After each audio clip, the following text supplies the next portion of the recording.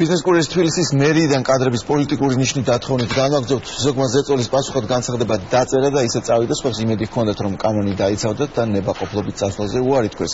ზეწოლის დასადასტურებლად კი სათანადო საუბრები ტელეფონით ჩაწერეს და მედიას მიაწოდეს. და სხვა მიზეზი რომ ვერ მოინახა სწორედ ამის გამო დაითხოვეს ჩვენთან სატელეფონო საუბარში მერის ერთ-ერთი სამსახურის ხელმძღვანელი ადასტურებს რომ კადრებს პოლიტიკური ნიშნით ათავისუფლებს სამსახური და ამას ხალხის ნებას უვლით ხსნის, თუმცა გაუგებარია ვინ ჩაატარა გამოკითხვა ამ კანონი რისთვის არსებობს.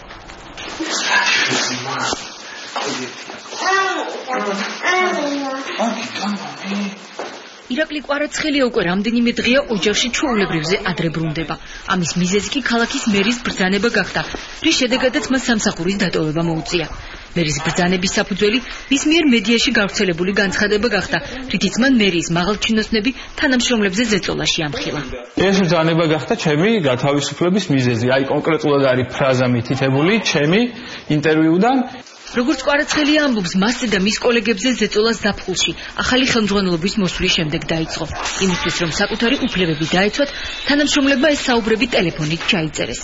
აუდიო ჩანაწერებში გარკვევით ისმის, როგორ აიძულებენ მერიის ზედამხედველობის სამსახურის უფროსი გეგი ნიჟარაძე და მისი მოადგილე დავით მედულაშვილი თანამშრომლებს სამსახურიდან საკუთარი ნებით წავიდნენ, რადგან ისინი მათ გუნდს არ ეკუთვნიან და არ ენდობიან.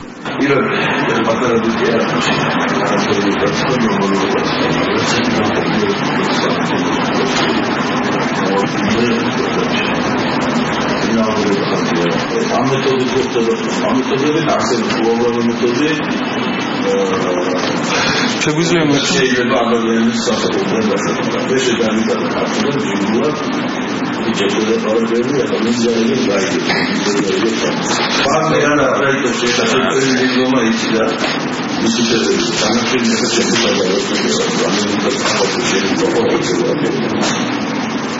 კარგი მეზობელობები შეხვედრებს.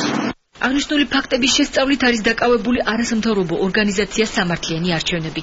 როგორც მისი ხელმძღვანელი აცხადებს, ადგილი აქვს სისხლის სამართლის დანაშაულს, რაც შესაბამისი უწყებების მხრიდან დაუყოვნებლივ რეაგირებას მოითხოვს. ჩემთვის ცნობილი არის აღნიშნული ფარული ჩანაწერის შინაარსი და ის ნამდვილად შეიცავს სისხლის სამართლის დანაშაულის ნიშნებს, კერძოდ პირის იძულება საკუთარი ნებით დატოვოს თანამდებობა. გარდა ამისა, აქ ასევე ჩანს პირზე ზეწოლა იმის გამო, რომ ის არის რომელიღაცა კონკრეტული პარტიის მხარდამჭერი, ანუ პოლიტიკური ნიშნით პირის დევნასაც.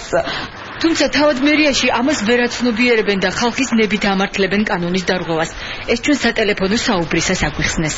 იქ კომპეტენტურობაზე და პროფესიონალიზმზე არ არის ლაპარაკი. აქ არის ხალხის დამოკიდებულება იმის. აღარ იღებენ ამას რა. აი იმიტომ რომ ძალიან ბევრი სიბიძურები აქვს თითოეულ მათგანს გაკეთებული. მერიდან თანამშრომლების მასიური დათხოვნა ხაბურზანიების ოჯახის პრობლემაც გახდა. როგორც გიორგი ამბობს, სამსახურის ნებით დატოვება მასაც მოსთხოვეს, თუმცა ამ ეტაპზე ამ მოთხოვნას არ დაემორჩილა. ფიქრობს, რომ 1 ნოემბერს დანიშნულ საატესტაციო გამოცდაზე გასვლის შემდეგ სამსახურის დატოვება მასაც მოუწევს, რადგან კომისიას სწორედ ის პირები ხელმძღვანელობენ, ვინც თანამშრომლებზე ზეწოლას ახორციელებს. როცა კომისიის წევრი არის ჩემი სამსახურის უფროსი ბატონი გეგი ნიჟარაძე. შედეგი იქნება თქვენ თვითონაც მიხვდებით. სამსახურიდან ბრძანების საფუძველზე უკვე გაათავისუფლეს გიორგის მეუღლე თეა ჭალიძე, რომელიც ისნის გამგეობაში მუნიციპალიტეტის თავმჯდომარის თანამდებობას იკავებდა. რამდენიმე დღის წინ ის სამსახურიდან ყოველგვარი ახსნა განმარტების გარეშე დაითხოვეს. მე ვფიქრობ, ჩემი საჯარო გამოსვლები გახდა მიზეზი ჩემი გათავისუფლების. მაშინ როდესაც მე საკრებულოში ვიყავი მიწვეული და გავაკეთე საჯარო განცხადება, იქიდან დაბრუნებულს დამხვდა შენიშვნა, რამდენიმე დღეში უკვე ბრძანება. ამ შენიშვნის და ბრძანების საფუძვლები ჩემთვის უცნობია.